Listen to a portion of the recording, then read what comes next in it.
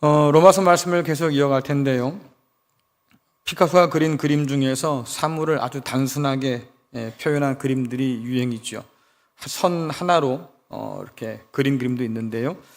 그 가운데서 파리에서 그린 석판 연작이 있다고 그러죠. 하나 보여주시겠습니까? 네, 저렇게 처음에 그린 황소의 모습에서 점점 변해서 맨 마지막 저 밑에 있는 선으로만 황소를 표현한 그런 작품이에요. 이렇게 변화가 보일 수 있는 그런 거죠. 그래서 황소의 형체를 점점 간략화하고 덜어내서 추상적인 선을 가지고 사물의 본질을 표현하는 것.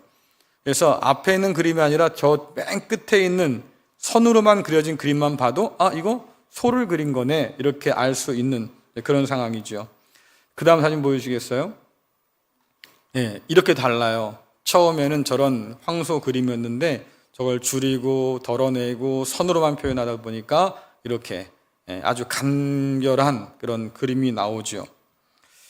하지만 이렇게 변화가 뚜렷하긴 하지만 그러나 간결한 그림이 사실은 전부는 아니어서 저 그림을 보면 소네라고 할 수는 있겠지만 저 소가 본래 어떤 모양이었는지 어떤 색깔이었는지 이런 것 저런 것을 알 수가 없잖아요.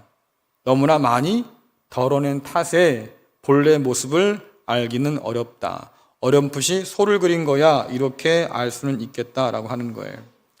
제가 그림 밑에다가 성경과 교리라고 하는 낱말을 밑에다가 붙여놨습니다. 기독교 교리와 성경의 관계도 비슷하지 않을까. 교리는 저렇게 간결하게 그린 그림처럼 진리를 처음 접하는 사람들이 기독교가 무엇인지, 기독교가 말하고자 하는 진리가 무엇인지를 우리에게 알려주는 아주 좋은 그런 도구죠. 쉽게 말하면 약도 같은 거예요. 근데 성경은 그런 약도에 비해서 아주 많은 정보들을 안고 있죠. 다시 말씀드리면 약도는 우리가 길을 잃지 않도록 적어도 도와줄 수 있지만 그러나 우리가 걸어가면서 느꼈던 그 모든 풍경들을 다 담아내지는 못합니다.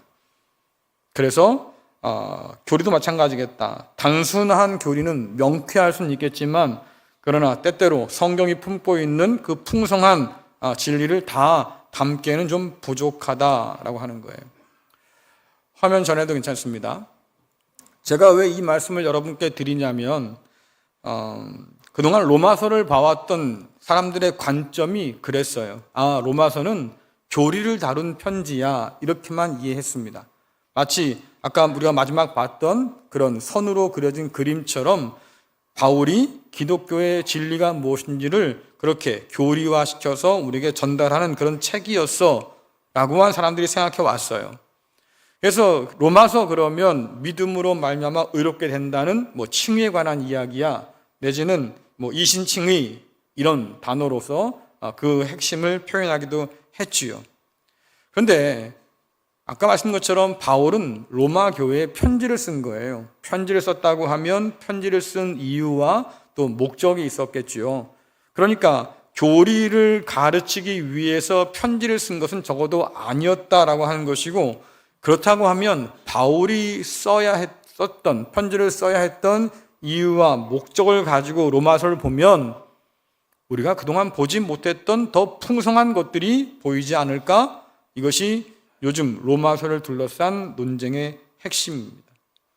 그래서 바울이 편지를 쓴 이유와 목적을 가지고 로마서의 의미를 살피다 보니까 지금까지 보지 못했던 굉장히 큰 하나님이 그리고 있는 그림들이 보이기 시작했다고 하는 얘기예요. 인생의 황혼을 바라보는 바울이 이제 로마 교회의 파송을 받아서 땅끝이라 불리는 스페인까지 가서 내가 복음을 전하겠습니다. 이런 계획을 가지고 있었습니다. 그런데 자기를 파송해 줘야 할 로마 교회가 바울에 관해서 오해를 가지고 있다고 그런 소식이 들려와요. 그 오해의 근원이 누굽니까? 할례와 율법을 아주 강하게 앞세웠던 유대 그리스도인들이 로마 교회에 강력한 영향을 미치고 있던 거예요. 그러니 로마 교회가 바울에 대해서 좋지 못한 선입견을 가지고 있던 거죠. 바울은 예를 들면 율법을 무시해, 율법을 필요 없다고 그랬어. 이런 얘기들을 하면서 바울이 전하는 복음에 대해서 회의감을 가지고 있던 거예요. 그래서 오늘 우리가 읽은 로마서 3장 31절 말씀에도 당시에 로마 교회가 가지고 있었던 바울에 대한 그런 의혹들 혹은 의심들, 비난들이 서려 있는 거죠. 같이 한번 읽겠습니다. 시작. 그렇다면 우리가 이 믿음을 가지고 율법을 무효로 만들고 있습니까? 그렇지 않습니다. 오히려 믿음을 통하여 율법을 더 굳게 세웁니다. 아멘. 율법을 통해서 우리가 하나님께 의롭다함을 받는 것이 아니라 믿음을 통해서 그렇게 된다고 자꾸 가르치니까 당시에 율법을 앞세웠던, 할례를 앞세웠던 유대 그리스도인들은 이상하다. 저 바울이라는 사람 본인도 유대인이고 본인도 바리새인이고 율법 학자임에도 불구하고 왜 저렇게 율법에 대해서 이렇게 하대할까? 필요 없는 것처럼 얘기할까? 그런 얘기를 하는 거죠. 그래서 바울은 율법을 무효로 만드는 사람이야. 아주 위험한 사람이라고 이런 소문들을 이제 가지고 있던 거예요. 그래서 이런 할례와 율법을 무시한다는 오해를 풀기 위해서 바울이 자기가 전하고 있는 복음이 이런 겁니다라고 지금 적어 보낸 겁니다. 그 복음을 잠깐 살펴보면 이런 거예요. 할례와 율법의 높은 담장은 이방인들을 하나님의 백성으로 회복하는 데 실패했다는 거죠. 이스라엘 백성들이 율법과 할례를 가지고 자기를 강조해서 자기의 의를 강조해서 너희들 이방인들은 구원받지 못할 사람들이고 또 율법을 지키지 않는 사람들은 죄인들이어서 하나님의 백성 될 자격이 없고 오히려 우리는 율법을 잘 지키는 사람들이기 때문에 우리만 하나님의 백성이 될 자격이 있다 이렇게 생각하니까 너희들이 가진 그 할례와 율법으로는 다른 사람들이 하나님 백성이 되지 못하게 한다.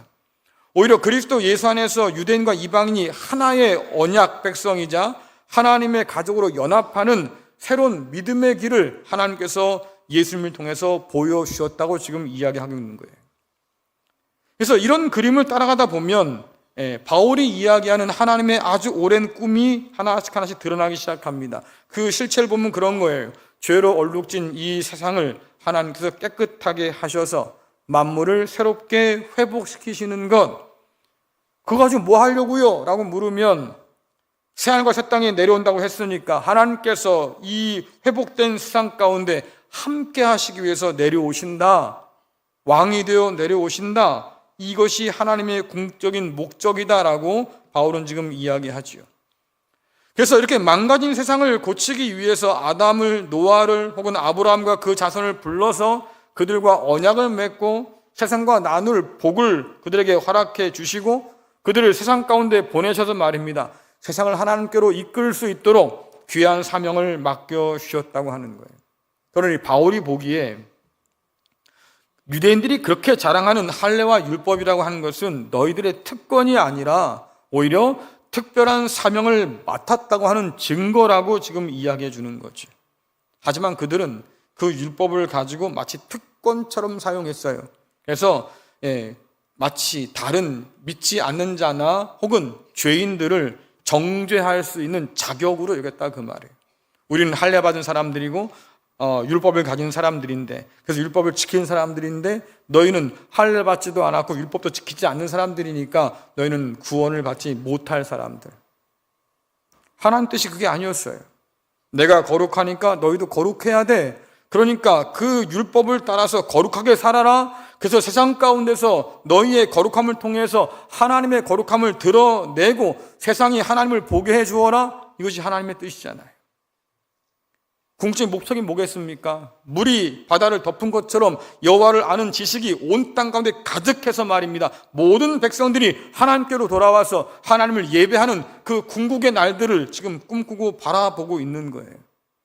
문제는 유대인들이 실패해요. 세상과 나누라 했던 그 복도 나누지 않고 율법을 지켜서 거룩한 백성으로 살아가라고 했던 그 말씀도 지키지 못하고 결국은 오히려 하나님께 거치는 돌이 되어서 하나님의 뜻을 방해하고 있는 그런 안타까운 유대인이 되고 말았다. 그래서 바울이 로마서를 시작하면서 치밀하게 논증하잖아요. 이방인은 당연히 하나님을 모르고 그 뜻을 따라가지 못하니 죄인이 맞겠지만 유대인 너희들도 예외는 아니어서 그 율법을 가지고도 지키지 못하니 그 율법이 너희를 죄인이라고 지금 정죄한다고 말씀하고, 결국 너희도 이방인과 다름없는 그런 하나님의 진노 아래 있는 죄인이라고 지금 이야기하고 있는 거죠. 그래서 의인은 하나도 없다고 했던 이 선언, 이방뿐만 아니라 유대인조차도 의인은 한 명도 없다고 하는 그 선언은 우리로서는 방법이 없겠다. 하나님의 진노를 피할 방법도 없고 하나님의 구원을 기대할 만한 그 어떤 근거도 우리에겐 없고, 그저 우리가 바라보고 기대할 수 있는 것은 하나님의 심판밖에는 남지 않았다라고 하는 거죠. 문제는 이렇게 이스라엘이 실패해서 모든 사람이 하나님의 영광에 이르지 못해서 어느 천년에 하나님께서 이 세상을 바꾸시고 우리 가운데 왕으로 오셔서 우리와 함께 세상을 다스리실까?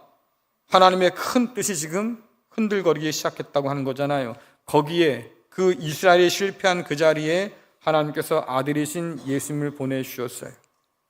아들이신 예수 그리스도는 참 이스라엘이고 참 성전으로서 십자가에 자신을 내어 죽기까지 그렇게 순종하셨다. 하나님께 충성을 다하셨다. 그래서 하나님께서는 그를 믿는 모든 자들에게 죄 씻음의 은혜를 허락하여 주셔서 하나님을 아버지라 부르는 그런 상속자의 특권을 얻게 하셨다. 이방인도 하나님의 자녀가 되는 그런 놀라운 권세를 얻게 하셨다. 유대인뿐만 아니라 이방인도 언약 백성으로 하나님께서 불러주셨다. 이것이 바울이 전하는 복음의 핵심입니다. 얼마 전에가 성탄절이었죠. 그리고 오늘은 성탄 첫 주일입니다. 성탄 후 첫 주일. 우리가 기억하는 성탄은 세상의 성탄과 그래서 좀 다르다. 왜? 주님께서 이 세상 가운데 오셨을 때 그분은 많은 사람을 대속하기 위한 대속물로 자기를 내어주려고 오셨다. 이미 주님의 죽음은 결정되어 있었다. 우리가 기억하는 성탄은 십자가에 달리신 그리스도 예수를 빼놓고는 생각할 수 없겠다. 무작정 기뻐하고 무작정 즐거워하고 세상이 다 들썩들썩거리니까 우리도 들썩들썩했겠지만 그럼에도 불구하고 십자가를 기억하지 못하는 성탄은 성경이 전하는 성탄은 아닌 거죠. 주님께서 왜 오셨어야 했는지, 왜 오셨는지, 오셔서 무엇을 했는지 우리가 그것을 기억조차 하지 못한다고 하면 우리는 헛되게 예배하고 헛되게 기뻐한 것과 다르지 않겠다. 그렇게 오신 예수 그리스도를 오늘 바울은 뭐라고 그럽니까? 화목제물이라고 우리에게 말해줘요. 자, 로마서 3장 25절 말씀 같이 읽겠습니다. 시작. 이 예수를 하나님이 그의 피로써 믿음으로 말미암는 화목제물로 세우셨으니 이는 하나님께서 길이 참으시는 중에 전에 지은 죄를 간과하심으로 자기의 의로우심을 나타내려 하심이니 아멘. 화목제물로 번역은 했지만 실상 화목제물을 가리키는 단어가 아니에요. 그래서 이것은 번역 자체가 조금 과하게 된 번역이다 라고 볼 수도 있겠고, 또 조금 더 의미를 확장시켜 보면 이해는 하겠지만 그러나 거기까지 가려면 중간에 뭔가 좀 설명이 필요하다, 이 정도로 좀 생각할 필요가 있을 것 같습니다. 그림 하나 보여주시겠습니까? 네, 화목제물로 번역된 이 단어는 저 그림 가운데 시은자라고 쓰여 있는 법궤의 뚜껑을 말하고 있어요. 황금으로 다 둘러싼 그 법궤 위에 뚜껑을 덮었는데요, 그 뚜껑 위에는 저렇게 그룹이 있습니다. 그래서 그룹 사이에, 천사들 사이에 좌정하신 하나님 할 때 저 표현이에요. 그리고 그 그룹이 서로 마주보고 있는 그 사이에 제가 시은자라고 하는 단어를 써놨는데, 거기서 하나님께서 내려오셔서 백성들을 만나시는 곳이다, 이런 의미예요. 이게 왜 중요하냐면 대속죄일, 1년에 한 번밖에 없는 대속죄일에 대제사장이 말이죠, 이렇게 입은 옷, 대제사장의 옷 맨 밑에다가 방울을 달아요. 방울을 달고 발에는 밧줄을 묶어서 말입니다, 하나님 앞에 나아가는데 저렇게 지성소로 나가는 거예요. 법궤를 대면하는 자리에 가는 거죠. 왜 다리에 그 옷술에다가 방울을 달고 다리에 끈을 맺겠어요? 딸랑딸랑 소리가 들리면 아직은 살아있어. 근데 어느 순간 그 소리가 들리지 않으면 어떻게 해야 돼요? 밧줄을 당겨가지고 죽은 대제사장을 끄집어내야 되는 거잖아요. 그만큼 위험한 자리에 자기 목숨을 걸고 나아가는 거예요. 왜? 백성들의 죄를 용서해달라고. 그러면 그렇게 목숨을 가서 대제사장이 하는 일이 뭐냐면 제물의 피를 그 아까 봤던 덮개 위에 뿌립니다. 예. 그래서 그것을 뭐라고 말하냐면 속죄소라고 얘기하기도 해요. 그래서 하나님께서 임재하셔서 머무시는 곳 은혜의 자리 시은좌라고 얘기하기도 하고, 또 짐승의 피를 뿌려서 속죄하고는 그런 속죄소라고 얘기도 하고, 어쨌든 하나님께서 그 백성을 만나셔서 백성들에게 은혜를 자비를 베풀어 주겠다고 약속하신 장소가 바로 화목제물로 번역된 바로 그 단어예요. 법궤 뚜껑 위에 있는 바로 그 장소. 자, 출애굽기 25장 22절 말씀 읽겠습니다. 시작. 내가 거기에서 곧 언약궤 위에 있는 그룹 사이의 속죄판 위에서 너를 만나줄 것이다. 내가 거기에서 이스라엘 백성에게 나의 모든 계명을 줄 것이다. 아멘. 속죄판으로 번역된 이것이 로마서에서는 화목제물로 번역되어 있는 거예요. 그럼 왜 이렇게 번역했을까? 이유는 분명하지요. 그리스도 예수께서 하나님의 어린 양이어서 속죄를 위해서 자신을 제물로 내어 놓으셨다라고 얘기하는 것이고, 또 그 피를 뿌린 속죄소가 바로 그리스도 예수시다. 다시 말하면 율법의 모든 제사를 완성하신 예수 그리스도께서는 살아있는 성전으로 이 땅 가운데 오셔서 하나님과 죄인이 대면하는 하나님의 임재의 장소가 되어 주셨다라는 뜻이에요. 그래서 예수님의 죽음으로 성전 휘장이 둘로 갈라졌지요. 하나님께로 나가는 길이 이제는 비로소 열리게 되었다. 주께서 말씀하지 않습니까? 내가 곧 길이요 진리요 생명이다. 나로 말미암지 않고서는 아버지께로 아무도 못 와. 나를 통해서만 아버지께로 갈 수 있어. 그래서 주님께서 자신을 내어 놓으심으로 그 길을 열어 놓으셨다 그 말이죠. 그래서 우리가 하나님 앞에 나아가고 하나님의 은혜를 받고 하나님의 자녀가 되는 권세를 누리고 하나님과 하나님의 어떤 나라를 받는 상속받는 상속자가 되었다고 성경은 이야기하잖아요. 근데 이 모든 것들을 결국 누가 준비해 주셨습니까? 우리 하나님께서 아들을 통해서 준비해 주셨다. 그러니 자랑할 게 있겠어요? 없겠어요? 자랑할 게 있겠어요? 없겠어요? 아니, 있다고 말하면 어떻게 하자는 거니까 지금. 제가 그렇게 지금 목이 핏대가 쓰도록 말씀드렸잖아요. 내가 양을 잡아 하나님께 드렸냐고, 내가 소를 잡아 하나님께 드렸냐고. 하나님께서 아들을 내어주셨다니까. 그 아들을 통해서 저와 여러분들을 구원하셨단 말이에요. 그러면 내가 한 일이 있어요? 없어요? 아이고, 한 일이 없는 거예요. 좀 이따 말씀드리겠지만 그래도 또 한 일이 있다고 또 바락바락 대들긴 할 거예요. 우리가 의롭다함을 얻은 것은 여러분들 심리적인 확신이 아니에요. 결단이 아니라 그 말이에요. 혹시 여러분 그런 얘기 들어봤어요? 구원의 확신이 있습니까? 들어보셨어요? 옛날에 한참 그랬어요. 구원의 확신이 있습니까? 아니, 그것도 없이 교회를 다녀요? 뭐 이런 사람 있어요. 네. 중요한 건 내가 믿고 싶다고 믿어지는 게 아니잖아요. 그렇죠? 하나님께서, 신실한 하나님께서 그 아들을 통해서 행하신 그 일 위에 우리의 믿음이 있어요. 그러니 누구도 내가 했다고 자랑할 수 없고요. 또 뭔가 하나님 앞에서 교만하게 건방을 떨 수 없다 그 말이에요. 내가 믿어주니까 나를 구원할 수 있는 거지, 내가 믿어주지 않았다면 하나님께서 나를 구원할 수 있었겠어? 마음대로 하시든지. 그러면 이게 얼마나 앞뒤가 맞지 않는 얘기냐 그 말이에요. 여러분들, 내가 믿는다고 진리가 아닌 것이 진리가 되는 게 아니잖아요. 나의 믿음은 하나님의 신실함에 기초한 믿음인 거예요. 그리스도 예수의 그 헌신과 충성이 없다고 하면 나의 믿음은 있을 수도 없다 그 말이죠. 그러니 하나님께서 우리에게 주신 그 은혜 앞에서 우리가 할 수 있는 것은 아유 감사합니다 라고 하는 거 하나, 내게 이런 큰 은혜를 주셨으니까 내가 하나님 앞에 내 삶을 다 드리겠습니다 라는 결단과 헌신, 그래서 하나님을 사랑하고 헌신하고 하나님께만 충성을 다 바치는 이런 믿음의 은혜가 우리 가운데 주어진다고 하는 거지요. 그러니 자랑할 게 아무것도 없다. 아들을 통해서 우리를 용서하시고 용납하신 것은 하나님의 은혜였기 때문에 여러분 가운데서 말입니다. 하나님 앞에 나와서 내가 죽일 놈인데 나를 용서해 주세요. 그렇게 간절히 원해서 3박 4일 그렇게 간절히 기도해서 하나님께서 마지못해서 아유 내가 네 정성을 봐서 용서해 줄게 이런 사람 있어요? 성경은 저도 그렇게 가르치지 않잖아요. 우리가 죄인이었을 때에, 경건하지 않았을 때에, 하나님을 찾지도 않고 부르지도 않았을 때에 하나님은 그런 우리를 위해서 아들을 내어주셨고 그 아들 통해서 우리를 불러주셔서 하나님의 자녀가 되게 하셨다. 그러니 여러분들 자랑할 게 없다고 바울이 지금 말하는 거예요. 자, 로마서 3장 27절 28절 같이 읽겠습니다. 시작. 그런즉 자랑할 데가 어디냐 있을 수가 없느니라.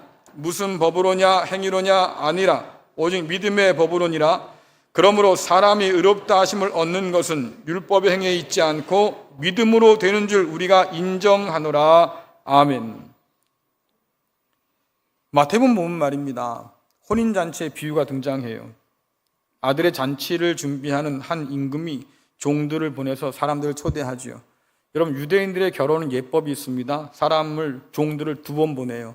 첫 번째 보내서 우리가 앞으로 한 달 뒤에 잔치를 할 텐데 혹시 그때 올 수 있겠습니까? 라고 해서 먼저 참여 의사를 묻죠. 다시 말하면 예약제예요. 제가 그날 꼭 시간 빼놓을게요. 그래서 그날 가겠습니다. 그러면 이렇게 확인된 사람들을 위한 자리를 만들고 그들을 위한 음식을 준비하는 거예요. 그래서 음식이 다 준비되고 잔치가 준비되면 2번째로 종을 보냅니다. 내가 가겠습니다 했던 바로 그 사람들에게 종을 보내서 다 준비됐으니 오십시오 라고 초대를 하는 거예요. 그러면 그들이 그 초대를 받아서 와서 잔치에 참여하게 되는 거죠. 그런데 오늘 말씀 보니까요, 그렇게 가겠다고 약속했던 사람들이 때가 되니까 가기 싫다고 그래요. 사람들을 보냈어요. 종들을 보내서 물어봤습니다. 이제 됐으니까 오십시오 라고 하니까 바빠요, 분주해요, 못 가요. 다시 말씀드리면 사전 약속을 했으니까 조금 시간을 조정했으면 될 텐데 시답지 않은 이유를 가지고는 못 가겠다고 거절을 했어요. 주인이 당황을 했지요. 이제 이거 안 되겠다. 그래서 다시 그 임금이 다른 종들을 보냅니다. 다시 한번 보내는 거예요. 꼭 오세요. 다 준비됐습니다. 근데 그 사람들이 종을 때리고 모욕하고 죽여버렸다고 성경은 기록하지요. 그러면 여러분들 임금의 초대를 호의를 거절한 것뿐만 아니라 임금을 지금 모욕한 거예요. 말씀드렸잖아요. 여러분들 상대를 봐가면서 달려들어야 된다고. 잠자는 사자의 코털을 건드리면 어떻게 되겠어요? 물려요. 하루 강아지 코털을 건드리면 괜찮아요. 좀 깨갱 되겠지. 하지만 잠자는 사자나 호랑이를 건드려 놓고 어떻게 살길 바라겠어요? 딱 그 말이다, 그 말이에요. 하나님이 누구신데, 임금이 누군데요, 왕이 누군데요, 감히 그를 모욕해요. 그러니까 임금이 화가 났어요. 진노해서 군사를 보내서 악한 자들을 다 심판했어요. 그리고는 종들에게 뭐라고 말합니까? 거리로 나가봐라. 지나다니는 사람 있지? 다 데리고 와. 말씀 보니까 악한 자나 선한 자나 관계없어. 다 불러가지고 와. 그래서 임금의 잔치에 초대를 하는 장면이 나옵니다. 이 비유처럼 하나님은 유대인뿐만 아니라 이방인도, 의인뿐만 아니라 악인도 초대할 수 있는 왕이에요. 하나님은 그런 주권을 가지고 계신 분이에요. 하나님이 마련한 잔치니까 부를 수 있다고 하는 얘기겠죠. 자, 바울도 그 얘기를 다시 한번 강조하는데 로마서 3장 29절 30절 말씀 같이 읽겠습니다. 시작. 하나님은 다만 유대인의 하나님이시냐? 또한 이방인의 하나님은 아니시냐? 진실로 이방인의 하나님도 되시느니라. 할례자도 믿음으로 말미암아 또한 무할례자도 믿음으로 말미암아 의롭다 하실 하나님은 한 분이시니라. 아멘. 하나님 한 분이다. 이방인의 하나님 따로 있고 유대인의 하나님 따로 있는 것이 아니다. 이방인을 위한 구원의 길이 따로 있고 유대인을 위한 구원의 길이 따로 있는 것이 아니다. 다 믿음의 길을 하나님께서 만들어 놓으셨다. 왜? 그분은 땅의 모든 것을 창조하신 주인이고 왕이시니까, 세상 모든 민족들을 다스리는 분이시니까, 이 세상을 누구보다 사랑하시기 때문에 만물이 회복된 것을 간절히 기다릴 뿐만 아니라 그 일을 위해서 아들을 보내주신 분이시니까 그 아들을 통해서 지금 이방인과 유대인 모두를 다 부르고 있는데, 할례를 받은 유대인도 할례를 받지 않는 이방인도 다 믿음으로 응답해서 나오면 그 놀라운 복을 누리게 하셨다라고 얘기하잖아요. 베드로가 사도행전에서 그런 말을 합니다. 성령이 충만한 가운데서 뭐라고 선포합니까? 다른 이로는 구원받을 수 없다. 예수 그리스도 외에는 구원받을 만한 다른 이름을 준 적이 없다. 그 얘기는 뭐냐면 이방인뿐만 아니라 유대인 너희들도 그리스도 예수 외에는 구원받을 다른 길이 없다. 하나님께서 만드신 믿음의 길 외에는 다른 것이 있을 수 없다고 못 박아 말합니다. 사실은 그 증인이 바로 우리 아니에요? 여러분도 이방인이죠. 유대인은 아니니까. 그렇죠? 우리는 이방 사람들이에요. 근데 우리가 지금 뭐라고 고백합니까? 하나님을 아버지라 부르고 내가 하나님의 자녀라고 그러기도 하고, 그래서 하나님을 예배하는 지금 이 자리에 나와 있어요. 그렇죠? 이 모든 것들이 어떻게 된 일이냐? 하나님께서, 모든 이들의 하나님이신 하나님께서 우리를 그리스도 예수 안에서 불러주셔서 지금 주 앞에, 아버지 앞에 나오게 된 거다라고 하는 거예요. 근데 주님의 혼인잔치 비유에도 나타나 있지만 조건이 한 가지 있습니다. 악인과 선인 모두가 다 임금의 초대를 받아 들어와서 잔치를 누릴 수는 있지만, 그러나 그 가운데서 쫓겨나는 사람이 있다고 그래요. 왜? 예복을 입지 않았으면. 여러분께서 하나님의 백성과 자녀가 된다고 하는 데에는 조건이 반드시 따라와요. 믿음을 가지고 그 부르심에 응답해야 되는 것 한 가지와, 또 하나는 그 의미는 또 뭐가 있냐면 하나님께서 정하신 방식에 순종하는 거죠. 모든 음식을 차려두고 손님을 치러요. 그 모든 것들을 준비한 주인이 있는 거지요. 주인이 행하는 그 모든 것을 따라서 잔치를 누릴 수밖에 없는 거예요. 하나님의 부르심에 응답하고자 하는 자는 자신의 낡고 더러운 의를 벗어 던져야 될 것이고, 하나님이 선물로 주신 예수 그리스도로 옷 입어야 한다고 바울이 계속 말하고 있습니다. 바로 그 의미예요. 여러분이 가지고 있는 자존심, 여러분이 가지고 있는 모든 사회적 조건들, 여러분이 가지고 자랑할 만한 그 무엇들, 이제는 하나님께는 다 내려놓을 필요가 있겠고, 하나님께서 우리에게 허락하신 그리스도 예수의 그 의로 옷을 입어야만 된다고 이야기하는 거죠. 이것이 믿음의 역사다라고 바울은 얘기해요. 그래서 우리가 율법을 행함으로 얻은 것이 아니고 하나님께서 그리스도 예수를 통해서 행하신 그 일을 통해서 우리가 누리는 것이기 때문에 자랑할 것이 아무것도 없겠다. 내가 저 사람보다 더 나은 사람입니다 라고 할 것도 없겠다. 왜? 우리가 자랑했던 그 모든 것들이 우리를 구원할 수 없다고 하면, 그래서 그리스도 예수의 공로로 말미암아서 우리가 구원을 얻는 것이라고 하면 아무리 잘났던 못났던 관계없겠다. 다 그리스도 예수가 필요한 사람들이고 그리스도 예수로 말미암아서 구원을 얻은 사람들이니까 그저 감사할 뿐이다.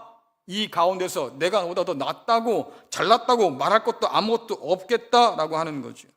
우리의 믿음이 좋아서 여러분들 우리가 구원받는 게 아니에요. 하나님께서 믿을만 하시니까 우리가 믿게 되는 거지요. 성경에 보니까 뭐라고 그럽니까? 우리의 믿음조차도 하나님이 주시는 선물이라고 말씀하잖아요. 그러니 여러분들 우리의 자랑이, 우리의 교만이 들어설 것이 거기에는 없다라고 얘기하는 거예요. 아마 여러분도 이 자리에 올 때는 내 모든 것이 다 하나님의 은혜라고 고백하면서 이 자리에 왔겠죠. 여러분이 누리는 모든 것들이 다 하나님 것이라고 인정하고 이 자리에 온 거 아니에요? 인정하기 싫어요? 네. 제가 질문 던질 때 여러분들이 왜 바로 응답이 없을까를 고민해 봤어요. 근데 몇 가지 답이 나오더라고요. 하나는 멍 때리다가. 뭐라고? 하나는 멍 때리다가. 집중하세요, 여러분들. 네? 버스 지나간다고 손 들어봐야 소용없잖아요. 집중하시라고요. 또 한 경우는 예상치 못해서. 그래서 답하기가 난처한 거죠. 생각해보지 못한 거예요. 자, 여러분들이 이 자리에 나와 앉아 계셔요. 그렇죠? 여러분들은 이 모든 것이 다 하나님의 은혜라고 인정하고 이 자리에 앉아 계신 겁니까? 모든 것이 은혜, 찬양도 해. 그렇죠? 은혜 아니면 살아갈 수가 없네. 찬양도 해. 정말 그러냐고요. 정말로 내가 잘한 것이 아무것도 없고 오직 하나님의 은혜로 인해서 내가 지금 이 자리에 앉아 있다고 인정하시냐고요. 근데요, 성경에 보니까 그렇지 않은 사람들이 등장하더라고요. 은혜를 받았음에도 불구하고 남을 낮잡아 보는 사람들이 생기기 시작해요. 내 은사가 너보다 커. 내 위치가 내 직분이 너보다 높아. 내가 너보다 예수 오래 믿었어. 이러면서 말입니다. 자기를 더 크게 보는, 자랑하는 사람이 있더라고요. 우리는 모태로부터 예수를 믿은 사람이야. 이거 왜 이래? 그게 뭐예요? 여러분들이 모태로부터 예수를 믿어 누가 그래요? 아무 의미 없어요. 똑같잖아요. 나는 아브라함의 혈통을 가진 사람이야. 이거 왜 이래? 똑같잖아요. 그게 무슨 의미가 있어요? 아무 의미 없어요. 여러분이 그리스도 예수께 부름받아서 두 손 들고 와가지고 말입니다. 내가 주님 앞에 엎드립니다라고 하기 전까지는 아무 의미 없는 거예요. 그런데도 우리는 그러고 산다. 우리 할아버지 때부터 이 교회 다녔어? 이거 왜 이래? 그래서 이게 당신 겁니까? 보면 할 말도 없으면서 괜히 폼잡아 보는 사람도 있고요. 무슨 직분이 말입니다. 자기의 명예나 되는 것처럼 그렇게 인간적인 힘을 가지고 그렇게 얻으려고 길을 쓴 사람도 있고요. 교회가 왜 이렇게 됐을까? 안타깝게도요, 모든 것이 하나님의 은혜여서 내가 나를 드러낼 것이 아무것도 없다고, 나는 그저 하나님의 은혜에 감사할 뿐이라고 고백하는 사람들이 그렇게 많지 않을 수도 있겠다. 그래서 당짓고 뭐나 되는 것처럼 행동하고 시기하고 질투하고 남 위에 서려고 하고, 이게 오늘 우리의 모습이라고 하면 너는 진노 아래 있는 하나님의 죄인이야 라고 말했던 유대인과 우리가 도대체 뭐가 다를까?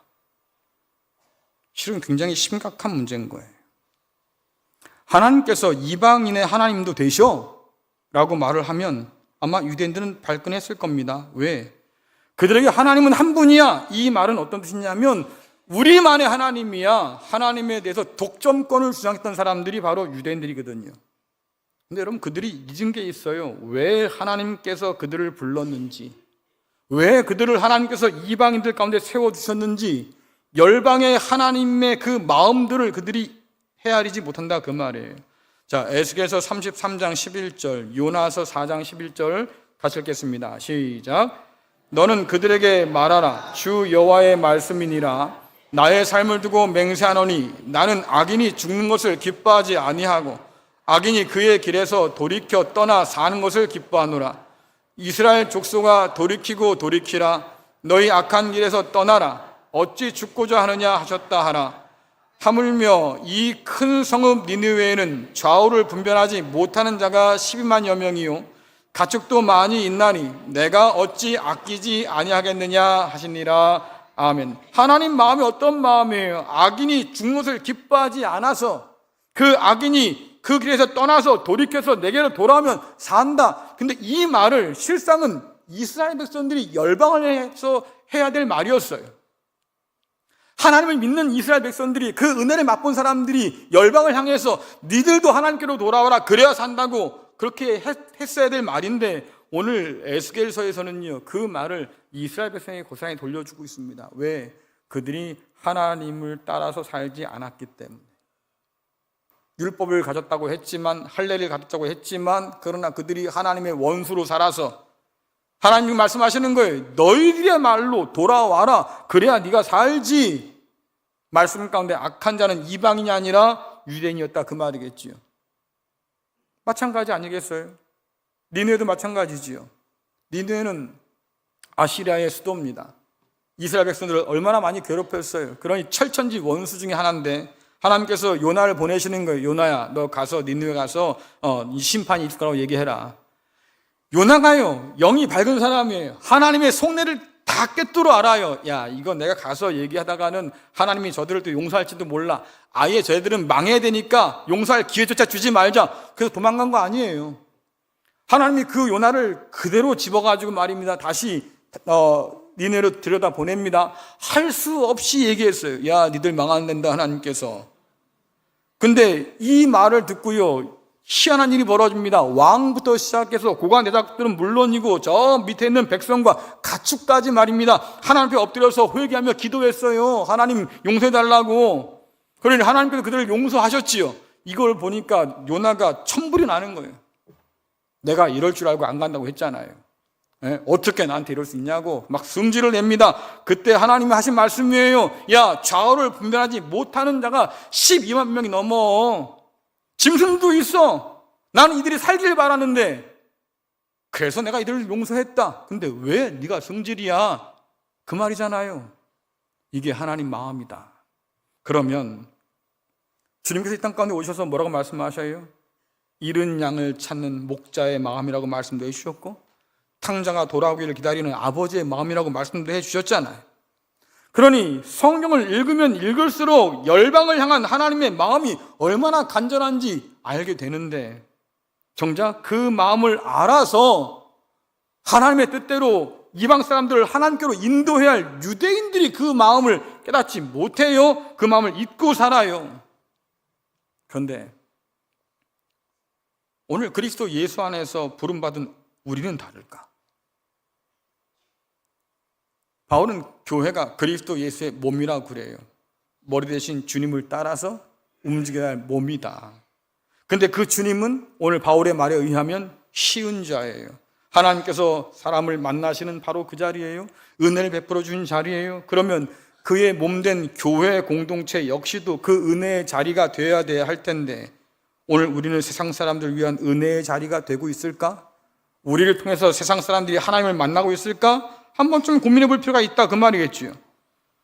세상 사람들에게 하나님께 돌아와 니들 그래야 살아 전도도 해요 선교도 하지만요 한편으로는 말입니다 그들이 돌아오지 못하도록 더 높은 담을 쌓아서 말입니다 하지만 니들은 안 돼 라고 말하고 있지 않는가 하는 거예요. 주님께서 허물어뜨린 그 벽을 우리가 다시 쌓고 있는 것은 아닐까. 바울이 로마서를 통해서 그렇게 외치고 싶은 게 뭡니까? 너희가 구원받았다 이런 개인적인 확신에 그치는 것을 원치 않았어요. 그가 원하는 게 뭡니까? 유대인이라고 하는 율법이라고 하는 그런 담장과 벽을 허물고 이방인들도 그리스도 예수 안에 들어와서 그 은혜의 자리에서 말입니다 하나님의 한 가족이 될 수 있다. 그들도 용서받고 하나님의 상속자가 될 수 있다. 언약 백성이 될 수 있다라고 지금 가르쳐 주는 거잖아요. 그게 복음이지요. 우리가 세상을 향해서 전해야 할, 증거해야 할 복음이죠. 왜? 그 복음에 우리가 수혜자잖아요. 우리도 합당치 않던 사람이었잖아요. 근데 이런 우리를 하나님께서 그리스도 예수 안에 불러서 자녀 삼으셨다고 말씀하셔서 우리가 이곳에 모여서 하나님을 아버지라 부르며 예배한다고 하면 그런 우리를 통해서 하나님께서 이방 사람들을 또다시 부른다고 하는 것을 우리는 기억해야 될 텐데 그러니 여러분 질문 한번 해보자고요. 나의 믿음은 누군가를 배제하고 차별하는 자격증처럼 그렇게 사용하고 있는 것은 아닌지 아니면 자격 없는 나를 받아주신 하나님의 그 눈물겨운 은혜 그 은혜 앞에 엎드려서 하나님 앞에 은혜를 구하는 은총을 구하는 그런 모습을 내가 지금 살고 있는지 이미 얘기했어요. 은혜 앞에서 하나님 앞에서 자랑할 것이 아무것도 없다. 우리가 먼저 용서받은 죄인인 것을 고백하면서 그러니 너희들도 하나님의 용서가 필요하다고 곁을 내어줄 때 세상은 우리를 통해서 하나님의 품을 발견하게 되는 거죠. 오늘 제목이 그래요. 우리의 자랑이 멈추는 곳 십자가. 여러분이 어떤 사람이든 상관없어요. 하나님 앞에 들어올 때는 그 은혜가 아니면 살 수 없는 사람인 것을 인정해서 돌아왔을 테니 그런 우리를 품 안으시는 하나님의 은혜 가운데 우리가 있다고 하면 자랑할 게 없는 거지요. 그러니 십자가 앞에 여러분 모든 자랑을 내려놓을 수 있기를 간절히 축원합니다. 우리는 우리의 재만 그 십자가 앞에 내려놓을 줄 알아요? 아니요. 우리의 교만도, 우리의 자랑도, 우리의 모든 것도 다 십자가 앞에 내려놔야 돼요. 그리고 그렇게 나를 비울 수 있을 때 비로소 하나님의 신실하심과 하나님의 자비가 끝없이 우리에게로 흘러들 거예요. 왜 예수를 믿고 살아도 내게는 은혜가 없다고 말할까? 왜 예수를 믿고 살아도 인생이 이렇게 메마르다고 말할까? 왜 예수를 믿고 산다고 하면서도 우리는 광야 같은 그런 메마른 땅을 걷게 될까? 상관없어요. 하나님께서 우리 가운데 함께 하시면 그것이 어디든 우리는 은혜 가운데 있는 거잖아요. 그러니 은혜의 풍경 속으로 더 깊이 걸어 들어가는 저와 여러분 될 수 있기를 간절히 축원합니다. 하나님께 주신 그 은혜에 붙들려 살아서 우리가 하나님의 한 가족이 되어야 하나님 나라를 함께 꿈꿀 수 있는 사람으로 우리가 살아갈 수 있을 거 아니겠어요? 그것이 없다고 하면 여러분 교회는 아무 의미가 없어요. 하나님의 꿈을 우리가 함께 꾸지 못한다고 하면, 그 나라를 상속받을 상속자로 살지 못한다고 하면 교회 공동체는 아무런 의미가 없어요.